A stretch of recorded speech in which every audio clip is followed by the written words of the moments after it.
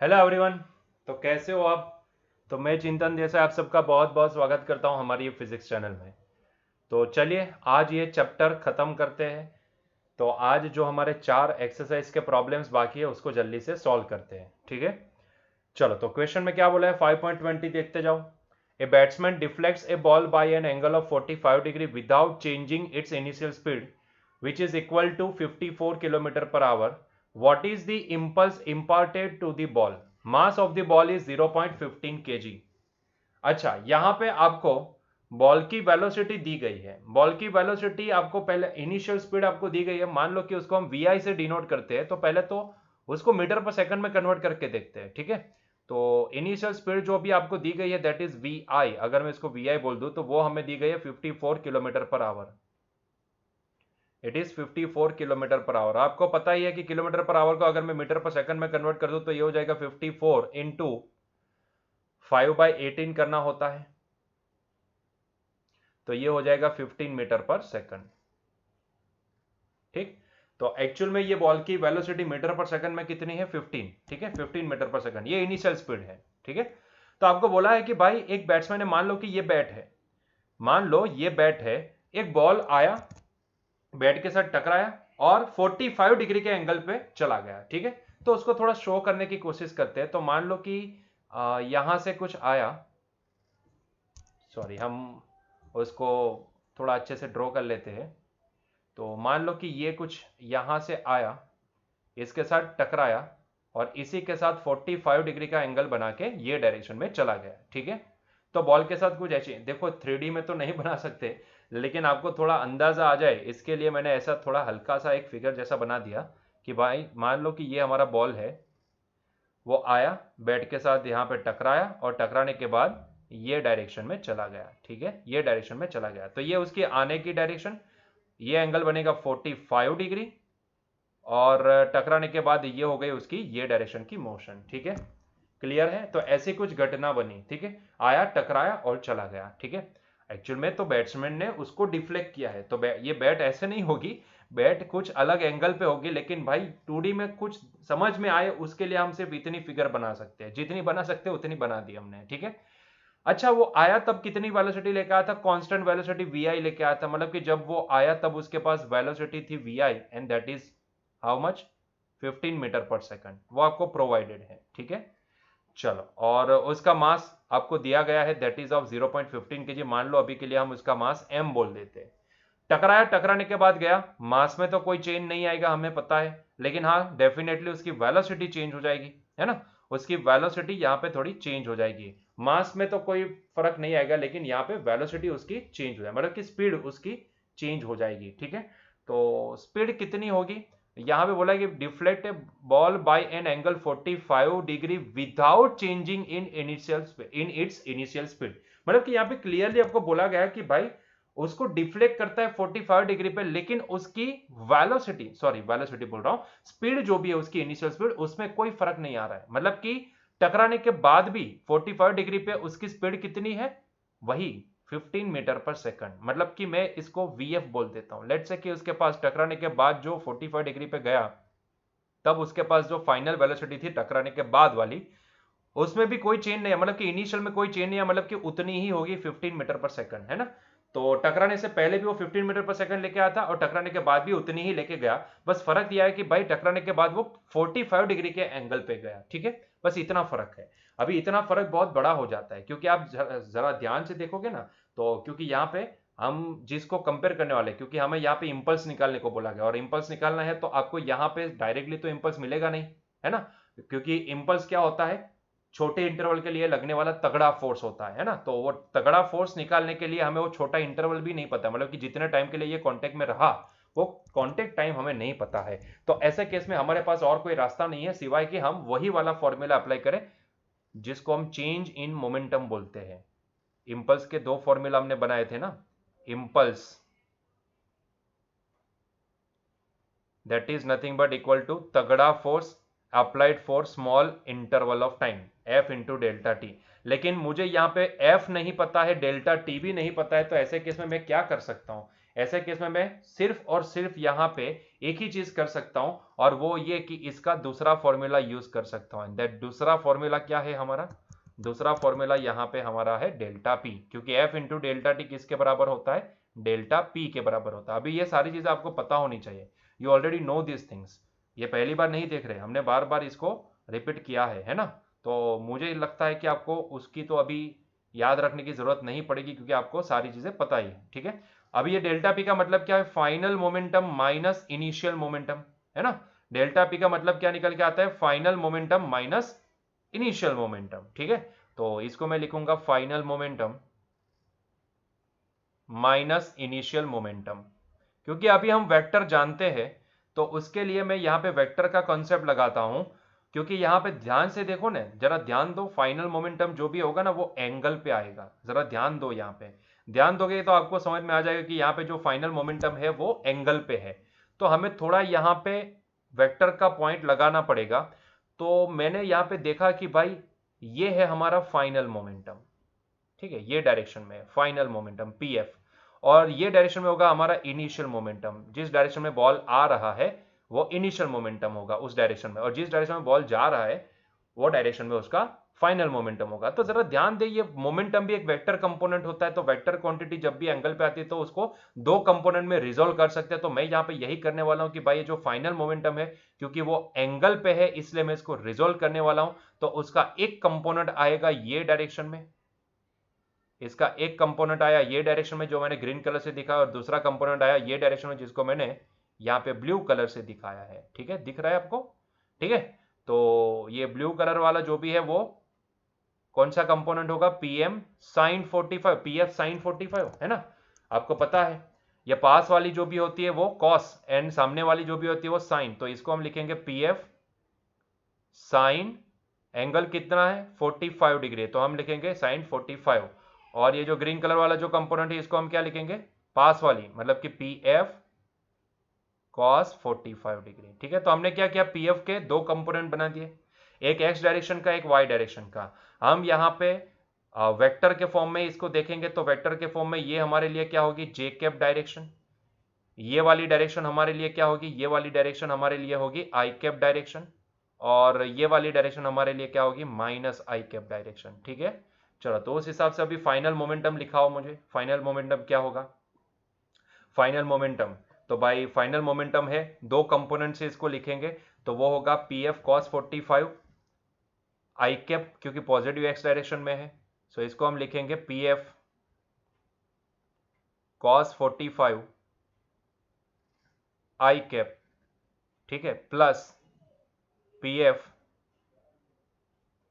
Sign 45 जे cap. ठीक, minus, अच्छा initial momentum क्या होगा? तो इनिशियल मोमेंटम होगा, देखो ध्यान से, उसके दो कंपोनेंट आएंगे। नहीं, उसके दो कंपोनेंट नहीं आएंगे, वो एक ही कंपोनेंट से शो होगा, क्योंकि वो एंगल पे नहीं है, वो 0 डिग्री पे है। तो हम इसको लिखेंगे पी आई आई कैप। अगर लिखना है तो मैं इसको क्योंकि माइनस आई कैप होगा तो उसका पूरा मोमेंटम ही लिख लेते हैं कि ये, इसको मैं लिख सकता हूं M into V I into I cap. Sorry, I cap नहीं, माइनस आई कैप लिखना पड़ेगा, क्योंकि वो नेगेटिव एक्स एक्सिस की डायरेक्शन में है ना। तो ये नेगेटिव एक्स एक्सिस की डायरेक्शन में है, इसलिए हमें इसको लिखना होगा M into V I into minus I cap. ठीक है, तो जरा ध्यान दोगे तो आपको यहाँ पे सारी चीजें समझ में आए। फाइनल मोमेंटम क्या लिख सकते हैं? देखो, final momentum P F, P F को हम लिख सकते हैं M into V final into cos 45 होता है 1/√2, तो मैं इसको डायरेक्टली लिखूँ तो ये हो जाएगा 1/√2। ठीक, आई कैप, प्लस इसको भी एम इंटू वी अपॉन √2, क्योंकि साइन 45 भी √2 1/√2 होता है, तो ये भी हो जाएगा M into V final. P F की वैल्यू लिखी M into V final, sine 45 लिखा 1/√2 इंटू जे कैप।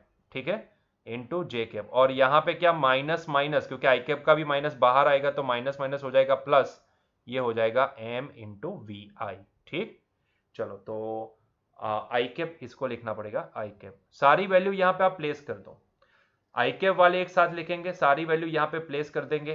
तो यहाँ पे सारी वैल्यू प्लेस करने से पहले आई कैप वाली टर्म साथ में लिखते हैं, तो उसमें ये हो जाएगा एम वी एफ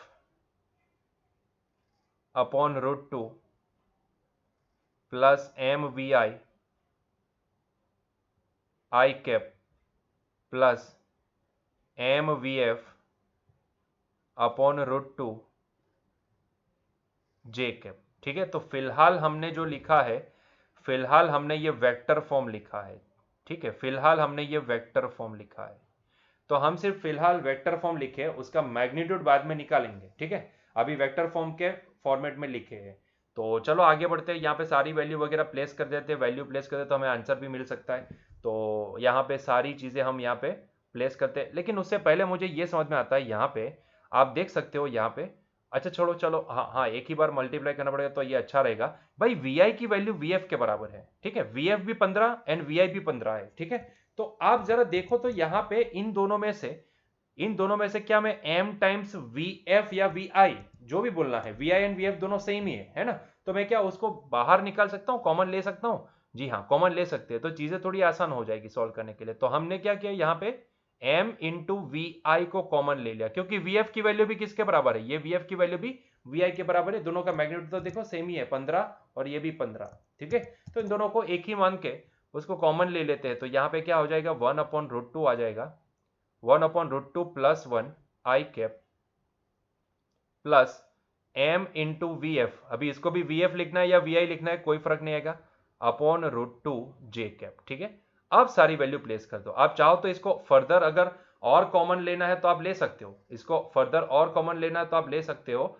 यहाँ पे आपको एम वी आई वगैरह बाहर कॉमन ले सकते हो, लेकिन फिर भी हम यहाँ पे इतना ही रखेंगे और सारी वैल्यू प्लेस कर देंगे। तो मास ऑफ बॉल कितना है, 0.15 है, 0.15 kg। वी आई कितना है तो 15, और ये हो जाएगा 1/√2 प्लस 1 आई कैप। उसी तरीके से यहाँ पे लिखेंगे तो 0.15 into 15 divide by √2 into J cap. तो चलिए, इसको आपके पास कैलसी है, मल्टीप्लाई डिवाइड वगैरह कर लेते हैं जल्दी से फटाक से, और देखते हैं कि आंसर क्या आता है। ठीक है, तो पहले तो 1 डिवाइड बाई हम करेंगे √2, तो ये वैल्यू हमारे पास 0.707 आएगी, और उसमें फर्दर हमें प्लस 1 करना है, फिर उसको हमें मल्टीप्लाई करना है 15 से, फिर उसको हमें मल्टीप्लाई करना है 0.15 से।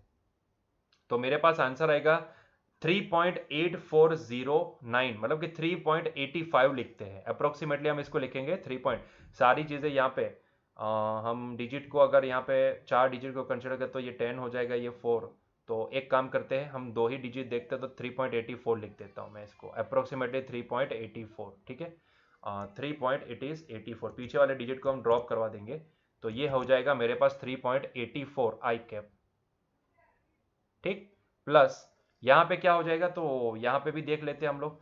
तो 1 डिवाइड बाई √2 हमें पता है वो 0.707 होता है, उसको फर्दर हमें मल्टीप्लाई करना है 15 से, और उसको फर्दर हमें मल्टीप्लाई करना है 0.15 से, तो ये आंसर आएगा 1.59। सो ये आंसर आ जाएगा हमारे पास 1.59 जे कैप। ठीक, चलो, तो इतना इम्पल्स आया, लेकिन हमें तो मैग्नीट्यूड निकालना है ना, मैग्नीट्यूड ऑफ इम्पल्स, क्योंकि हमने तो ये वेक्टर फॉर्म में लिखा था समझने के लिए, ताकि आसानी से हमें आंसर पता चल जाए। ठीक है, तो वेक्टर फॉर्म में क्या होता है, ये वेक्टर फॉर्म में आंसर आया। वेक्टर फॉर्म में हमें पता है कि x कंपोनेंट का स्क्वायर मतलब कि 3.84 का स्क्वायर प्लस y कंपोनेंट का स्क्वायर मतलब कि 1.59 का स्क्वायर। ठीक है, तो ये इसका अगर आप अंडर रूट निकालोगे तो आपको आंसर मिल जाएगा, लेकिन उसके पहले हमें स्क्वायर करना पड़ेगा। तो ये 3.84 मल्टीप्लाई बाई 3.84, तो ये हो जाएगा 14.7456। अंडर रूट में ये हो जाएगा 14.7456। ठीक, चलो, प्लस ये 1.59, तो 1.59 मल्टीप्लाई विद दी 1.59, तो ये हो जाएगा 2.5281, 2.5281। ठीक, चलो इसको ऐड कर दो ये वैल्यू के साथ, तो ये हो जाएगी 14.7456। ठीक है, तो हमारे पास आएगा 17.2737, अंडर रूट में 17.2737। चलिए इसका अंडर रूट निकाल लेते हैं। अंडर रूट में 17.2737 4.2737, ठीक है। तो ये वैल्यू कुछ आएगी 4.16 अप्रोक्सीमेटली, ये आएगी 4.16, ठीक है। तो 4.16 न्यूटन इंटू सेकंड इतना इंपल्स लगेगा। This is the magnitude of impulse, ठीक। 4.अप्रोक्सीमेटली 4.16, ठीक है। चलिए बहुत ही बढ़िया, तो आंसर हमें मिल चुके हैं 4.16 समथिंग। क्लियर है? चलो आगे बढ़े क्या नेक्स्ट क्वेश्चन की ओर। तो चलिए देखते हैं नेक्स्ट क्वेश्चन क्या बोला है। यहाँ पे देखो आपको बोला है stone of mass 0.25 kg tied to the end of a string is whirled round in a circle of radius 1.5 metre with a speed of 40 revolution per minute in a horizontal plane. What is the tension in this string? पहला question. What is the maximum speed with which the stone can be wheeled around if this string can withstand a maximum tension of 200 Newton? ठीक है, दो question पूछे हैं, चलो ध्यान से solve करते हैं। पहले तो क्या बोला है, ध्यान से परिस्थिति को समझो क्या दिया गया है। भाई यहाँ पे बोला गया है कि एक 0.25 kg मास का एक छोटा सा एक स्टोन है जो यहाँ पे किसी स्ट्रिंग के साथ बंधा हुआ है। मान लो कि ये स्ट्रिंग है और यहाँ पे हमने वो स्टोन बंधा हुआ है, यहाँ पे स्टोन को बंधा हुआ है, ठीक है, ये स्टोन है। और वो स्टोन ना ऐसे सर्कुलर पाथ पे घूम रहा है, ठीक है, ऐसे सर्कुलर पाथ पे घूम रहा है, दिख रहा है आपको। ये सेंटर है जहां पे रस्सी बंधी हुई है और ये छेड़े पे इसके साथ ये स्टोन कनेक्टेड है, ये एंड के ऊपर स्टोन कनेक्टेड है, जिसका मास जो भी है ना वो 25 kg का है, ठीक है, 0.25 kg का है, 25 का नहीं हो सकता, नहीं तो स्ट्रिंग दी गई है ना वो टूट जाएगी बीच में से, सेंटर ऑफ मास के पास से टूट जाएगी, नहीं, वो सिर्फ 0.25 kg का दिया गया है। और ये जो सर्कल का रेडियस है, जो सर्कुलर पाथ के ऊपर घूम रहा है, वो सर्कल का रेडियस वो ये स्ट्रिंग की लेंथ के बराबर है। और स्ट्रिंग की लेंथ कितनी दी गई है, यहाँ पे स्ट्रिंग की लेंथ दी गई है आपको 1.5 मीटर, ठीक है, तो it is 1.5 metre. This is the, मान लो कि रेडियस, मान लो ये सर्कल की, तो आप रेडियस भी बोल सकते हो, जो बोलना है बोल सकते हो, ठीक है। तो अल्टीमेटली वो स्ट्रिंग है लेकिन उसकी लेंथ जो भी है वो रेडियस के बराबर होगी, जिस सर्कल पे घूम रहा है, ठीक है, वो रेडियस ये स्ट्रिंग के लेंथ के बराबर होगी। और आपको ये भी बोला गया कि यहाँ पे जो ये स्टोन घूम रहा है उसके घूमने की जो स्पीड है ना वो 40 रेवोल्यूशन पर मिनट है। कितनी है? 40 रेवोल्यूशन पर मिनट है। अल्टीमेटली हम यहां से ओमेगा पता कर सकते हैं, तो ओमेगा इज इक्वल टू क्या होता है, थीटा अपॉन टी, है ना। और यहां पे थीटा को फर्दर मुझे लिखना है तो मैं क्या लिख सकता हूं, 2πn/t, है ना। तो यहां पे देखो आपको n दिया गया है, देखो ध्यान से, 40 रेवोल्यूशन पर मिनट, है ना। तो n की वैल्यू, n क्या होता है, टोटल नंबर ऑफ रेवोल्यूशन, है ना, यही होता है n। तो यहां पे ये फॉर्मूला अप्लाई करके हम यहां पे n की वैल्यू प्लेस कर दे तो ये हो जाएगी 40, एंड t यहां पे पर मिनट दिया गया है तो मिनट को सेकंड में कन्वर्ट करें तो 60 हो जाएगा, ठीक है। तो ये 0 0 कैंसिल, 2 3 6 हो जाएगा, तो ये आएगा हमारे पास 4/3 पाई रेडियन पर सेकंड, रेडियन पर सेकंड, ठीक है। So this is the omega, मतलब कि एंगुलर वेलोसिटी या फिर एंगुलर स्पीड बोलना है तो एंगुलर स्पीड बोल सकते हो। तो भाई ये स्टोन की घूमने की एंगुलर स्पीड कितना रेडियन पर सेकंड आई, 4/3 पाई रेडियन पर सेकंड आई, ठीक है।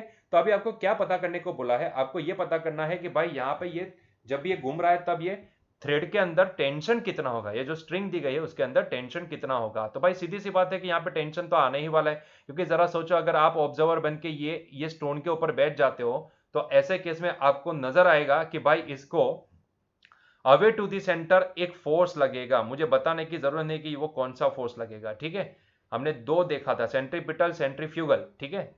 तो आप मुझे बताओ यहाँ पे कि कौन सा फोर्स होगा, ये अवे टू दी सेंटर वाला सेंट्रीपिटल होगा या सेंट्रीफ्यूगल होगा, ठीक है। हाँ लाइव चैट में लिखो, लिखो लाइव चैट में लिखो, आलसी मत बनो, लाइव चैट में लिखो। तो ये centre, away to the centre एक फोर्स लगेगा, ठीक है। मान लो कि वो फोर्स का वैल्यू है, क्योंकि उसका वैल्यू mv² के बराबर होगा, है ना। और टेंशन जो भी लगेगा थ्रेड के अंदर वो टूवर्ड्स दी सेंटर लगेगा, है ना, क्योंकि आप यहां पे देखोगे तो कॉन्टेक्ट ये बना, ये कॉन्टेक्ट पॉइंट है और हमें पता है कि टेंशन जो भी लगता है वो away to the contact point लगता है। So this is the contact point, तो away to the contact point, तो ये डायरेक्शन में टूवर्ड्स दी सेंटर लगेगा टेंशन, ठीक है। और मान लो कि यहाँ पे रस्सी ब्रेक नहीं हो रही है, मतलब कि जो स्ट्रिंग है वो ब्रेक नहीं हो रही, तो ऐसे केस में कहीं ना कहीं हमें ये लगता है कि टेंशन mv² r के बराबर हुआ होगा, मतलब कि वो उसको संभाले रखा है। ये कहां से लगेगा आपको, जब भी आप ऑब्जर्वर बन के कहां बैठ जाते हो, ये स्टोन के ऊपर बैठ जाओगे, तब आपको ये नजर आएगा, है ना, तब आपको ये चीज नजर आएगी। तो मैं कहीं ना कहीं यहाँ पे ये बोल सकता हूँ, पहले क्वेश्चन का आंसर देते हैं तो पहले क्वेश्चन को सॉल्व करने के लिए मैं यहाँ पे बोलूंगा कि भाई जो टेंशन है ना, वो यहाँ पे किसको संभाले रखा है, M V square by R को संभाले रखा है ना। जो टेंशन है वो M V square by R को संभाले रखा है, और हमें वो टेंशन निकालना है। हमारे पास सारी चीजें है, हमारे पास सारी चीजें है। ये वी जो भी है, वी मतलब कि ये टेंजेंशियल वेलोसिटी, वी मतलब कि अगर मैं अभी ये ऑब्जर्वर को हटा देता हूं यहां से, ताकि हम यहाँ पे टेंजेंशियल डायरेक्शन में एक वेलोसिटी दिखा पाए, तो एक्चुअल में इसको टेंजेंशियल डायरेक्शन में एक वेलोसिटी होगी जो ये डायरेक्शन में होगी, है ना, ये आपको पता है, ठीक है।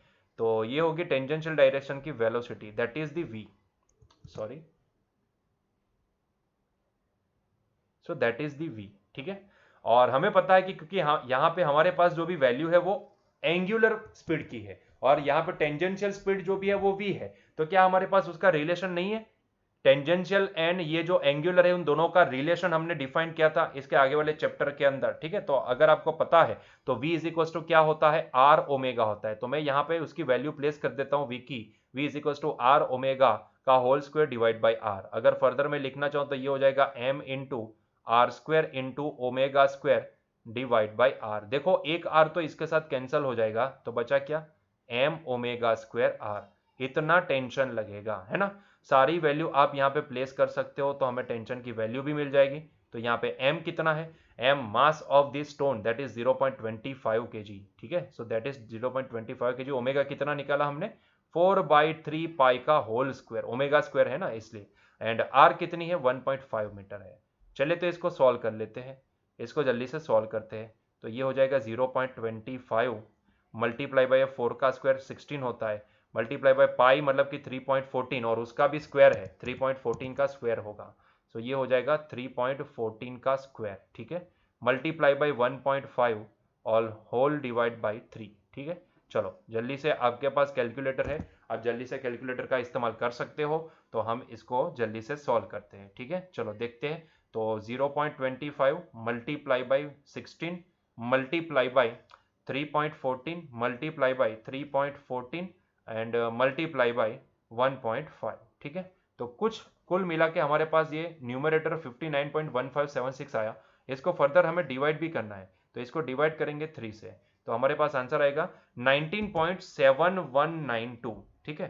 थोड़ा रद्दी सा आंसर आया, लेकिन जो भी आया वही लिखना पड़ेगा। तो ये आंसर हमारे पास आया 19 पॉइंट, सही है क्या ये आंसर, 19 पॉइंट समथिंग आएगा। अच्छा सॉरी, मेरी गलती है यहाँ पे, क्योंकि ये 3 नहीं होगा, 3 का भी तो स्क्वायर होगा ना, यहाँ पे 3 का भी स्क्वायर होगा, तो ये 9 होगा, सॉरी फॉर दैट, ये 9 होगा, ठीक है। हाँ ये 9 होगा, डिवाइड बाई 9 होगा, ठीक है। चलो तो फर्दर वापस डिवाइड कर लेते हैं। तो डिवाइड बाई 9, ओके। तो ये 6.573 मतलब कि 57 लिखो अप्रोक्सीमेटली, 6.57, 2 डिजिट तक लिखेंगे तो 6.57 न्यूटन, ठीक है। इतना टेंशन यहां पे लगेगा स्ट्रिंग के अंदर, क्लियर। चलो दूसरे क्वेश्चन का भी आंसर देते हैं। दूसरे क्वेश्चन में ये पूछा है, ध्यान से देखना, ये क्वेश्चन जो भी पूछा है उसमें ये बोला है कि भाई यहां पे, अगर ध्यान से सुनना, अगर ये स्ट्रिंग जो भी है, ये स्ट्रिंग जो भी है, वो मान लो कि मैक्सिमम 200 न्यूटन तक का टेंशन सह सकती है, इतना टेंशन वो बेयर कर सकती है, तो ऐसे केस में हम ज्यादा से ज्यादा कितने वेलोसिटी से, कितने वी से हम वो स्टोन को रोटेट करवाए, ठीक है। अगर ये स्ट्रिंग ऐसी है कि जो 200 न्यूटन तक का टेंशन सहन कर सकती हो, तो ऐसे केस में हम उसकी ये टेंजेंशियल वेलोसिटी मैक्सिमम कितनी रख सकते हैं, ठीक है, मैक्सिमम कितनी रख सकते हैं। तो यहां पे इसको सॉल्व करने के लिए हम वही इस्तेमाल करेंगे, क्योंकि ये स्ट्रिंग ज्यादा से ज्यादा 200 न्यूटन का टेंशन सह सकती है, मतलब कि मान लो कि टी मैक्स जो भी हो सकता है वो 200 न्यूटन हो सकता है, ठीक है, ज्यादा से ज्यादा इतना वो सह सकती है, ठीक है। तो तब मान लो कि तब उसके मतलब कि जब भी ये टेंशन, क्योंकि आप देखा आपने ये फॉर्मूला देखा, T is equal to M V square by R, मतलब कि टेंशन का सीधा रिलेशन किसके साथ है, वेलोसिटी के साथ है। देखो वो स्टोन का मास तो चेंज नहीं होगा, स्टोन की रेडियस चेंज नहीं होगी, तो अगर वेलोसिटी को चेंज करता हूं तो क्या टेंशन चेंज होगा, जी हाँ होगा। वेलोसिटी को कम करता हूं तो टेंशन भी कम होगा, वेलोसिटी को इंक्रीज करूंगा तो टेंशन भी इंक्रीज करेगा। इसका मतलब ये होता है कि भाई टेंशन एंड वेलोसिटी दोनों प्रोपोर्शनल है ना।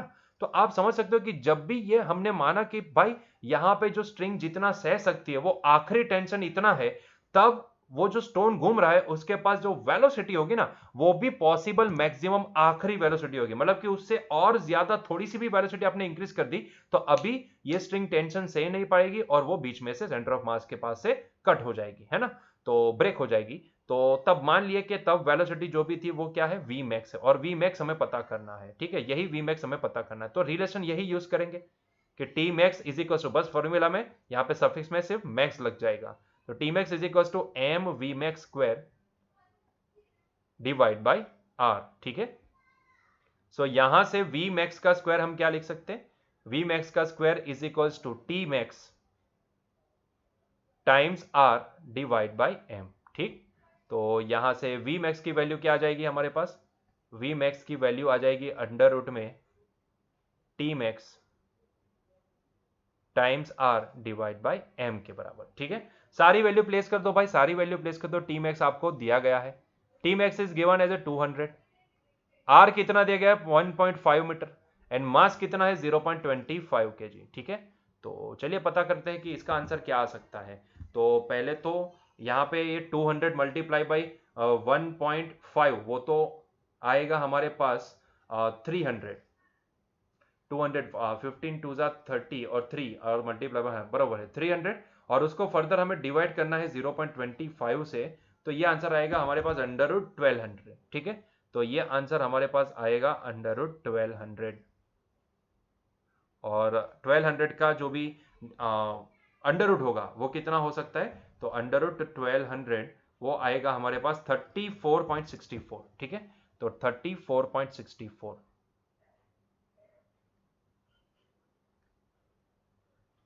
मतलब कि जब भी ये स्ट्रिंग में पॉसिबल मैक्सिमम आखिरी टेंशन होगा दैट इज 200 न्यूटन, जितना ये सह सकती है, तब वो स्टोन की एक्चुअल में वेलोसिटी कितनी हुई होगी, वेलोसिटी 34.64 मीटर पर सेकंड हुई होगी। क्लियर है ये, ठीक है।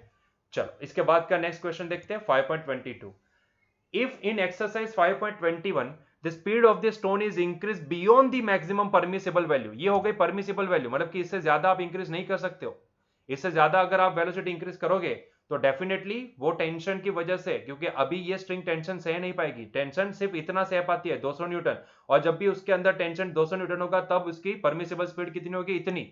अगर आपने इससे थोड़ी सी भी ज्यादा कर दी तो अभी वो टेंशन सह नहीं पाएगी और स्प्रिंग बीच में से ब्रेक हो जाएगी, है ना, स्प्रिंग बीच में से ब्रेक हो जाएगी। क्लियर है, तो ऐसे केस में brake suddenly, which of the following correctly describes the trajectory of the stone after the strings break, मतलब कि अगर मान लो कि जो परमिसिबल स्पीड है उससे बियॉन्ड अगर आप ये जो स्टोन है उसकी वेलोसिटी इंक्रीज करते हो तो ऐसे केस में क्या होगा, मतलब कि डेफिनेटली स्ट्रिंग तो ब्रेक हो जाएगी, लेकिन ब्रेक होने के बाद वो स्टोन कौन सी डायरेक्शन में जाएगा, कौन सा पाथ फॉलो करेगा, कौन सी ट्रेजेक्टरी फॉलो करेगा, वो आपको यहां पे पता करना है, ठीक है। तो सीधी सी बात है, जरा सोचो, दिमाग लगाओ यहां पे कि अगर मान लो कि मैं यहां से ये जो स्ट्रिंग है, मान लो कि हमने ये वी मैक्स से ज्यादा वैल्यू, लेट से कि 35 मीटर पर सेकंड वेलोसिटी कर दी, तो उसकी वजह से ये टेंशन ग्रेटर देन 200 होगा और ये स्ट्रिंग सह नहीं पाएगी, तो मान लो कि यहां से स्ट्रिंग ब्रेक हो गई, ठीक है, जस्ट एग्जांपल के लिए यहां से ब्रेक हो गई, तो अब क्या होगा, देखो जैसे ही यहां से टेंशन गायब तो ये mv स्क्वायर बाई आर गायब,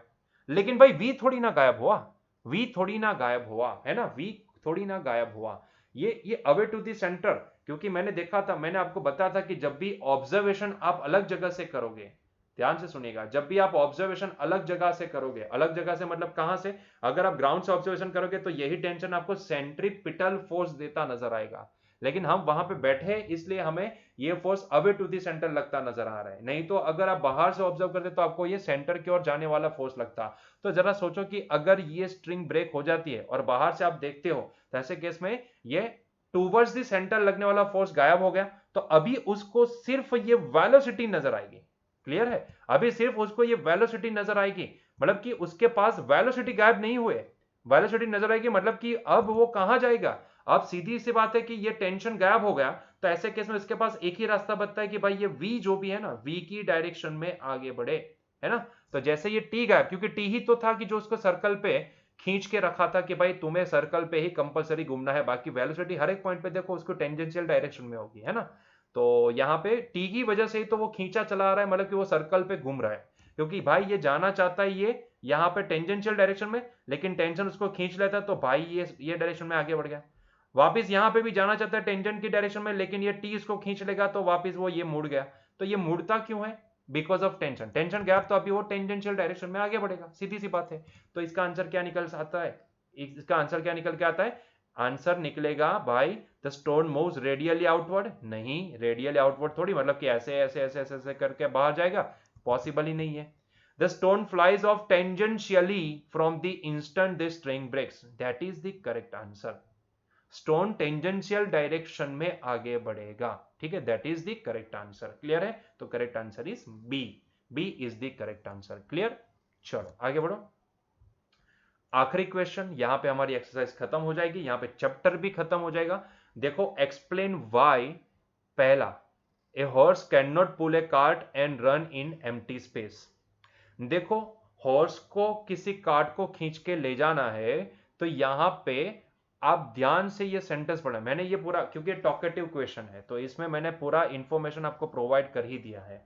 तो होता क्या है कि by when horse pulls the cart, its feet applies definite force at certain angle on the surface, मतलब कि वो एक्शन देता है।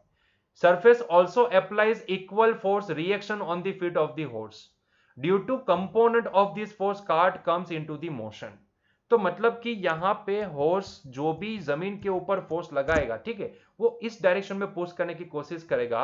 इस डायरेक्शन में मान लो कि वो अपने पैर से ये जमीन को पुश करने की कोशिश करेगा, तो वो जमीन भी उसको इस डायरेक्शन में, अब ये डायरेक्शन में फोर्स लगाएगी, ठीक है, अपोजिट डायरेक्शन में। क्योंकि नॉर्मल हमने हमने ये देखा था ना कि भाई जब भी आप किसी सरफेस के ऊपर फोर्स लगा तो सरफेस आपको रिएक्शन वाला फोर्स लगाती है। तो भाई ये एक्शन एंड रिएक्शन दोनों लगेंगे तो रिएक्शन की वजह से उसकी कार्ड पुल होती है ना, रिएक्शन की वजह से उसकी कार्ड पुल होती है। तो भाई अगर वो एम्प्टी स्पेस में चला जाए तो वहां पे तो कुछ ऐसा होगा ही नहीं, मतलब कि वो एक्शन देगा, लेकिन किसके ऊपर देगा? उसको कोई रिएक्शन देने वाला तो होना चाहिए कि जिसकी वजह से वो चल सकता है। जैसे कि सीधी सी बात है कि भाई रस्सी की ही बात करते हैं कि आप थ्रेड को नीचे खींचते हो, तो आपको लगता है कि आप तो थ्रेड नीचे खींच रहे हो, है ना, थ्रेड को नीचे खींच रहे हो, लेकिन थ्रेड आपको ऊपर खींचती है। तो थ्रेड जो भी है वो आपको रिएक्शन देती है, और वो रिएक्शन की वजह से आप ऊपर जाते हो। ये सुनना, ये समझना, ये बहुत ही इंपॉर्टेंट पॉइंट होता है। ये गलत बात होती है कि मैं अपने आप से ऊपर चला गया। भाई स्ट्रिंग ने आपको खींचा, रस्सी आपको खींच रही, तभी तो आप ऊपर जा पा रहे हो। पुलअप्स लगाते हो तो आप बार को नीचे खींचो तो बार आपको ऊपर खींचता है, वो रिएक्शन देता है। जरा सोचो, सिर्फ हवा में ऐसे ऐसे ऐसे ऊपर नीचे हाथ को करोगे, सेम इमेजिन करोगे कि भाई मेरे हाथ में बार है और मैं उसको खींच रहा हूं, तो क्या आप ऊपर उठ पाओगे? नहीं उठ पाओगे। उसके लिए फिजिकल बार होना जरूरी है ना।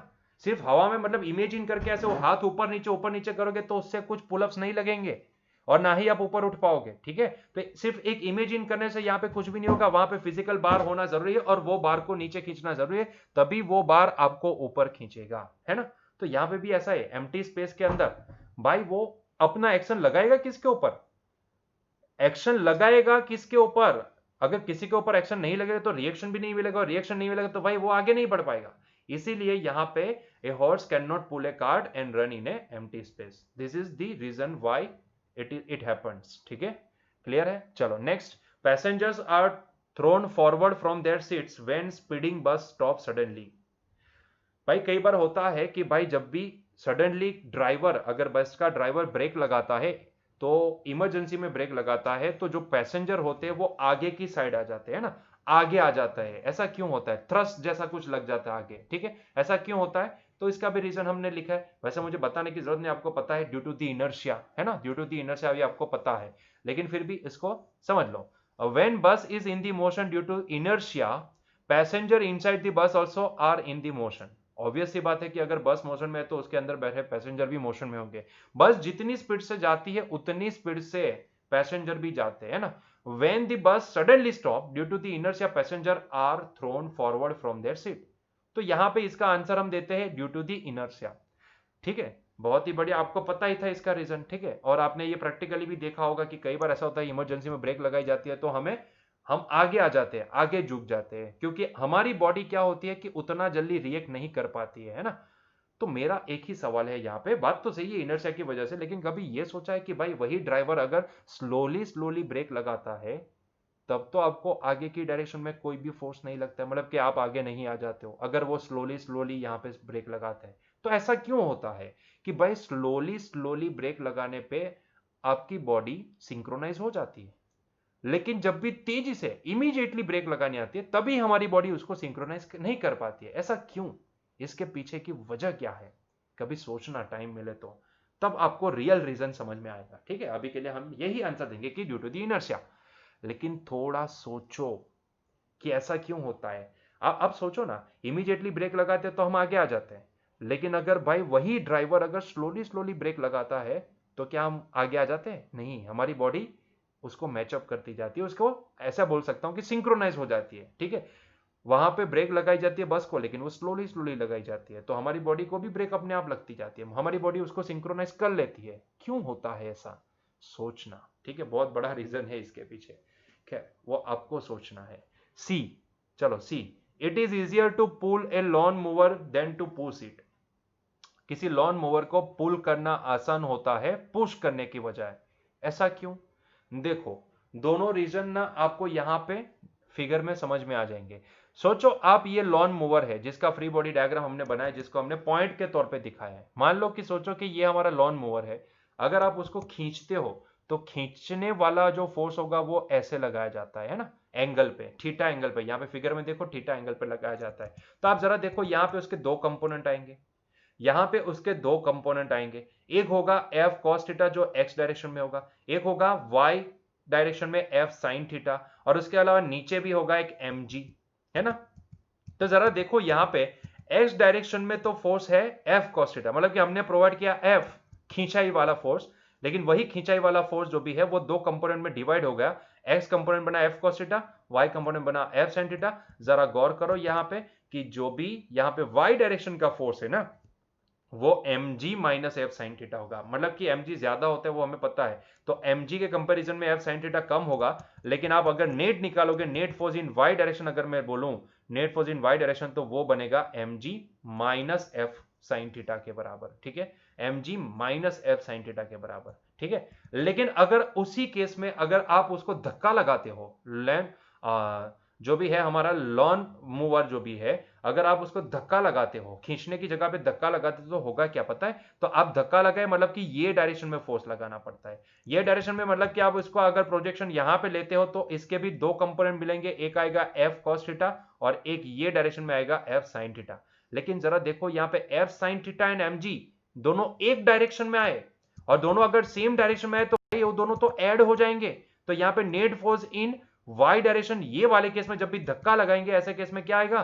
तो ऐसे केस में आएगा mg plus F sine theta. समझ में आया? mg plus F sine theta. तो एक केस ऐसा है जिसमें mg minus F sine theta हो रहा है, और एक केस ऐसा है जिसमें mg plus F sine theta हो रहा है। तो आप खुद ही सोच लो कि इन दोनों में से कम वैल्यू किसकी है? इसकी। तो वही आसान रहेगा, है ना, वही आसान रहेगा, मतलब कि खींचना आसान रहेगा। क्लियर हुआ ये? ठीक है, चलो next D. A cricketer moves his hands backward while holding A catch. कई बार होता है कि वो क्रिकेटर कैच करते टाइम पे वो बॉल के साथ साथ अपने हाथ को भी पीछे लेता है ना। ये नॉर्मल एक टेंडेंसी होती है, हमारी बॉडी ऐसे ही रिएक्ट करती है। अगर बॉल को वो कैच करने वाला होता है तो वो हल्का सा हाथ भी उसके साथ साथ पीछे लेता है। इसके पीछे की वजह क्या है? इसके पीछे की वजह क्या है, ध्यान से देखना।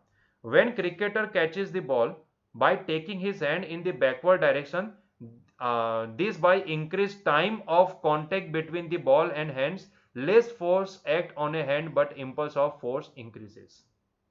मतलब कि यहां पे होता क्या है कि भाई अगर वो कैच करने के टाइम पे हाथ को भी पीछे लेता है तो पहले तो ये कि जो कांटेक्ट टाइम होता है ना, यहाँ पे इंपल्स का कांटेक्ट टाइम होता है। देखो अल्टीमेटली वो स्पीड में आया हुआ बॉल है और सडनली उसको कैच करना मतलब कि उसको रोक देना होता है, उसको रोकना होता है। कैच करना मतलब कि उसको रोकना होता है। और आप समझ सकते हो कि किसी बैट्समैन ने उसको हिट करके भेजा था तो भाई वो मान लो कि बाउंड्री पे कैच करता तो कितनी तेजी से आया होगा, वहां से कितनी तेजी से उसने उसको हिट किया होगा, तो उसके पास वेलोसिटी भी उतनी होती है। कई बार अगर आपने सीजन के बॉल में अगर कैच किया है और वो बैट्समैन जो भी उसने जोर से हिट किया है तो आपको लगती है बॉल हाथ में, है ना, छम छम हो जाता है ऐसे केस में। तो ऐसे केस में आप समझ सकते हो कि वो कितनी तेजी से आती है और ऐसे केस में उसको रोकना मतलब कि हमें उतना तगड़ा इंपल्स लगाना होता है। मैं उसको इंपल्स ही बोलूंगा ना, मैं उसको इंपल्स ही बोलूंगा। तो ऐसे केस में भाई इंपल्स दो चीजों के ऊपर डिपेंड करता है, इंपल्स दो चीजों के ऊपर। कभी आपने ये सोचा था क्या? ठीक है चलो सोच लो अभी। इंपल्स दो चीजों के ऊपर डिपेंड करता है, एफ इंटू डेल्टा टी। अगर आपको इंपल्स इंक्रीज करना है तो आपके पास दो रास्ते हैं, या तो एफ इंक्रीज करो या तो डेल्टा टी इंक्रीज करो। ठीक है, डेल्टा टी मतलब कि कितने इंटरवल के लिए वो कांटेक्ट में आया वो। ठीक है, तो आपके पास अगर इंपल्स को इंक्रीज करना है, क्योंकि आप समझ सकते हो तेजी से आ रहा है बॉल, तो उसको रोक कर जीरो करनी है उसकी वेलोसिटी, तो उसके लिए तगड़ा फोर्स लगाना पड़ता है उसको रोकने के लिए, रुकावट के लिए। ठीक है, तो ऐसे केस में या तो आप उसके ऊपर एफ इंक्रीज कर दो ताकि इंपल्स इंक्रीज हो जाए, या फिर आप डेल्टा टी इंक्रीज कर दो। अभी यहां पे जैसे आप यहां पे बॉल के साथ साथ अपने हाथ को भी पीछे लेके जाते हो, तो ऐसे केस में होता यह है कि कांटेक्ट टाइम इंक्रीज हो जाता है, मतलब कि डेल्टा टी जो भी होता है वो इंक्रीज हो, थोड़ा ज्यादा समय मिल जाता है उसको। ठीक है भाई, वो थोड़ा ज्यादा मतलब कि फ्रैक्शन ऑफ सेकंड में ही होता है, लेकिन फिर भी वो ज्यादा कहलाता है। उतना टाइम भी हमारे लिए बहुत होता है कैच करने के लिए, है ना। तो ऐसे भले वो थोड़ा ज्यादा टाइम मिलेगा, लेकिन वो उतना ज्यादा नहीं होगा जैसा आप समझ रहे हो, 1 घंटा 5 मिनट 10 मिनट नहीं मिलेंगे, फ्रैक्शन ऑफ सेकंड में मिलेगा, लेकिन उतना टाइम भी काफी होता है बड़ा तगड़ा इंपल्स जनरेट करने के लिए। ठीक है, तो ऐसे केस में होता क्या कि जब भी आप हाथ पीछे ले जाते हो, तो जितने टाइम तक हम उसके साथ साथ हाथ को पीछे ले गए, उतना ज्यादा टाइम उसको मिल गया, है ना। तो ज्यादा टाइम मिलेगा तो डेल्टा टी इंक्रीज हो जाएगा, तो आपको उतना फिर फोर्स नहीं लगाना पड़ेगा उसको कैच करने के लिए, उतना पर्टिकुलर इंपल्स जनरेट करने के लिए, है ना। तो पर्टिकुलर इंपल्स की वैल्यू जनरेट करने के लिए आपको उतना फिर एफ नहीं लगाना पड़ेगा, क्योंकि ऑलरेडी ये डेल्टा टी इंक्रीज हो चुका है जब हम हाथ को पीछे ले जा रहे थे उसके साथ साथ, है ना। तो ऐसे केस में इसीलिए जो बैट्समैन सॉरी जो क्रिकेटर होता है, जब भी कैच करता है तब अपने हाथ को पीछे भी ले जाता है, मतलब कि जब भी catch during that catch process वो अपने हाथ को बॉल के साथ साथ पीछे भी ले जाता है। ठीक है, ताकि ये जो डेल्टा टी है वो इंक्रीज हो जाए, तो वो भाई साहब को उतना ज्यादा फोर्स नहीं लगाना पड़े, ताकि उसको ज्यादा हाथ में महसूस ना, मतलब कि उसको हिट ना करे जोर से, है ना। नहीं तो सोचो कि अगर डेल्टा टी छोटा रहता और फटाक करके उसको कैच करना, तो उसको उतना तगड़ा फोर्स लगाना पड़ता, लेकिन थोड़ी वैल्यू डेल्टा टी से वो ग्रैब कर लेता है, तो उतना कम फोर्स लगाना पड़ता है उतना पर्टिकुलर इंपल्स जनरेट करने के लिए। यही रीजन होता है। ठीक है, कभी सोचा था क्या ऐसा? अभी समझ में आ गया ऐसा क्यों होता है? ठीक है, इसके पीछे भी फिजिक्स है, सिंपल सा। ठीक है, क्लियर है? तो बच्चों यहीं पे हमारा ये चैप्टर खत्म होता है, हमारा आज का लेक्चर भी एंड होता है। तो मिलते हैं नेक्स्ट लेक्चर में। Till that enjoy day. नए लेक्चर से हम स्टार्ट करेंगे हमारा नया chapter, that is work energy power. Till that enjoy your day. Bye.